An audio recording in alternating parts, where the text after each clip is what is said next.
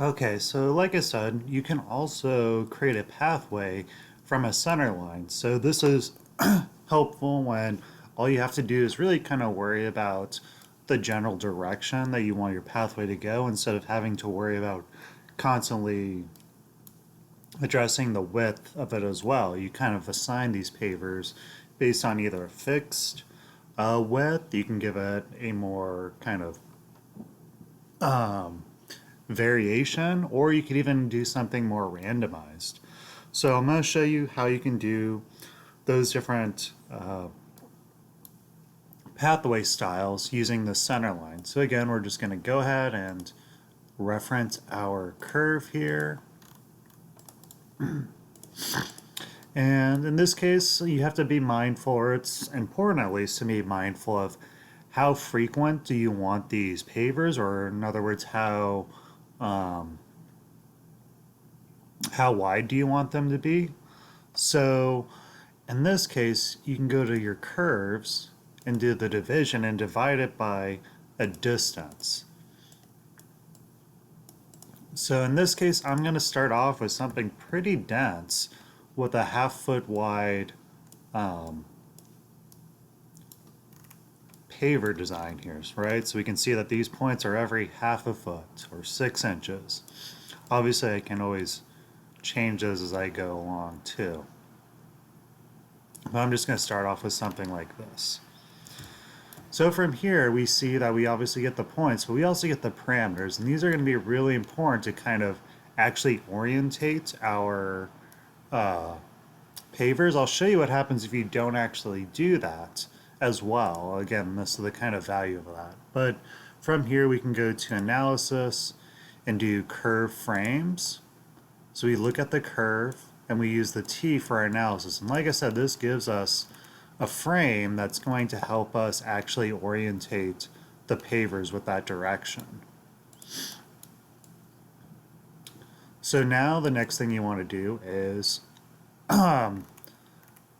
create the paver itself. So I'm going to go to primitive and choose rectangle here. So in this case, I can see that I have a plane, and that's what the frame's going to be for. So I can just go ahead and drag that there. Now you can see how it starts to kind of follow that curve. But obviously there's a lot of overlap that we want to take care of. So again, if I look at the frame, this helps me understand which one's the X and which one's the Y.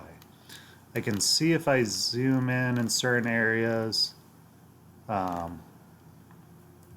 where the Y is and versus where the X is. So the Y is the green, which is going off to the sides, and the red is going forward. So that's going to, again, kind of help me to choose this. So the X is where we want to just stick with a fixed value. So I'm going to go to Math, Construct a Domain. In order to get these to start at this point, I want to start off with 0.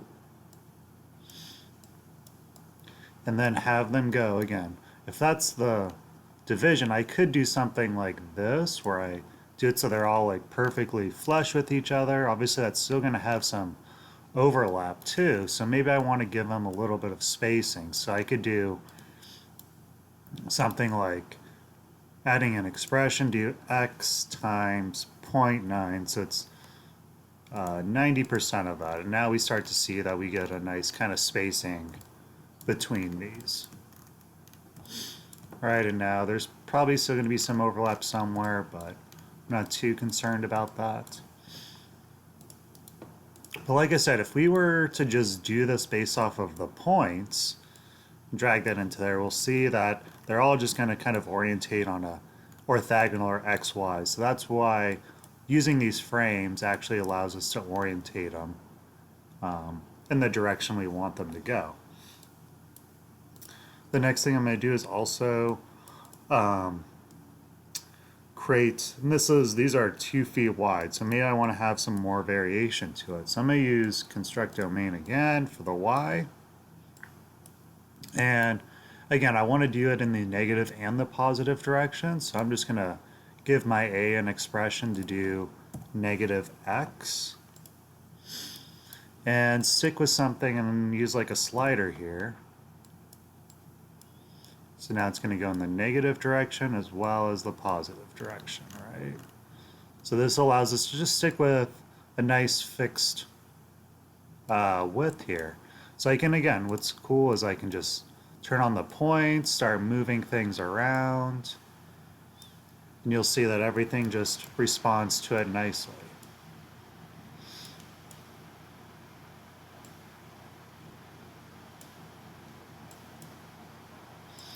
So for purposes of this, I'm going to try to, oops, I don't want to move it in the Z.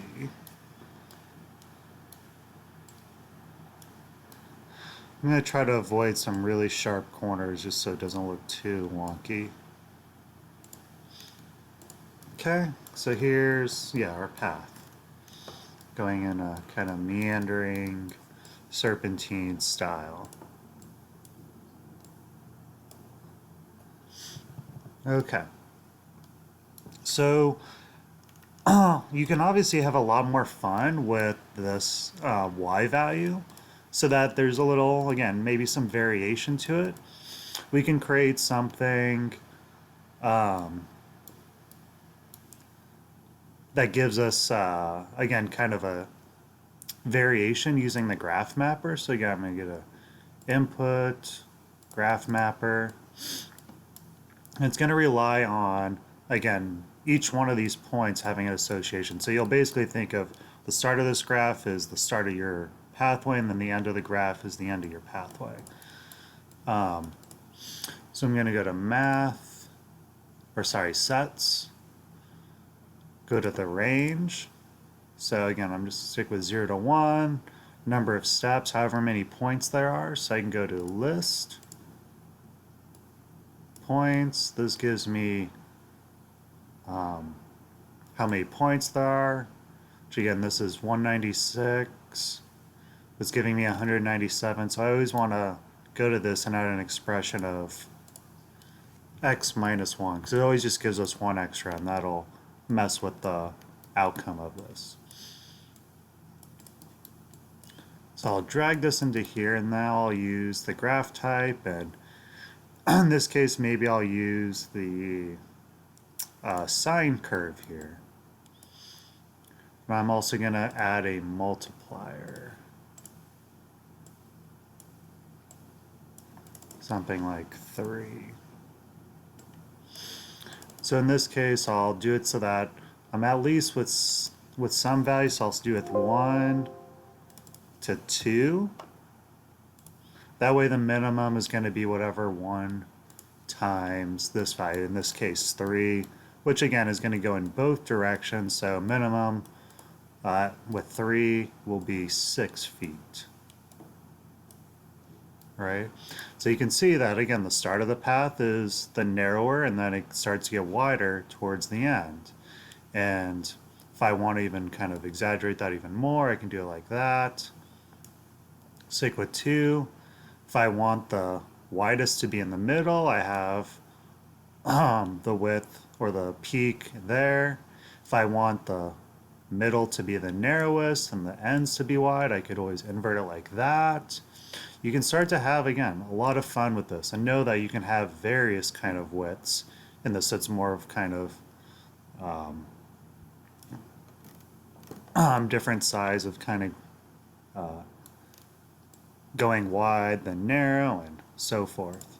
And again, I can just start to move some of this stuff around to, again, just show how it's nice and responsive and everything adapts to it pretty easily.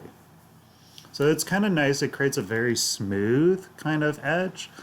And obviously there's a lot of other kind of styles. You can go with this purlin, which starts to give us, can start to give us something a little more kind of a lot more variation, right?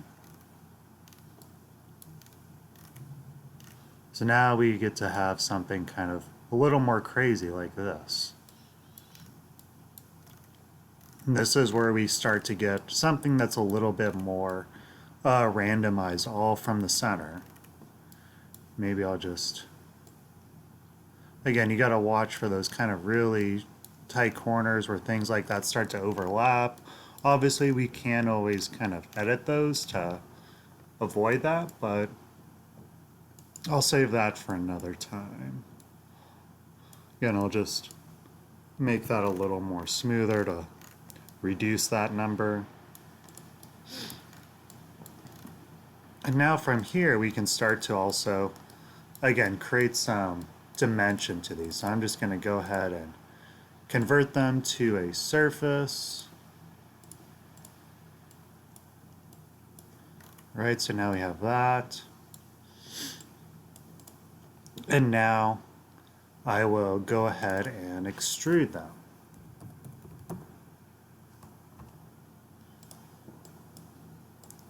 I'm going to extrude them in the Z. Again, doesn't have to be real thick. It's going to be something like 0.25.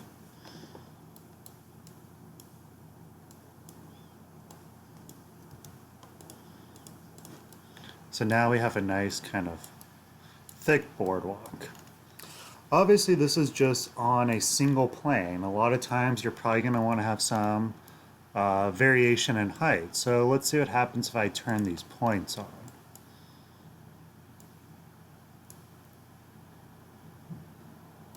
So because of the way this curve is, it's actually going to start to do some really crazy things because of the parameters of that frame. If I look at what the frame's doing, I'll see that it's basically doing that same thing, where it starts to do some twisting for some reason. So instead of using this frame, if I want them to stay perfectly horizontal, all I have to do is go back to my curve analysis, and now I'm just going to use the horizontal frame. So again, I'm going to use curve and T, and we'll see that the frames themselves are going to stay always horizontal, regardless of there's any kind of height change or that kind of stuff. So I'm going to go ahead and turn this off and just replace it into that plane.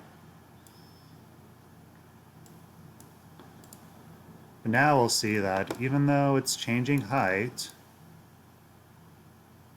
everything's still staying nice and flat. So now we can start to have some actual changes for that.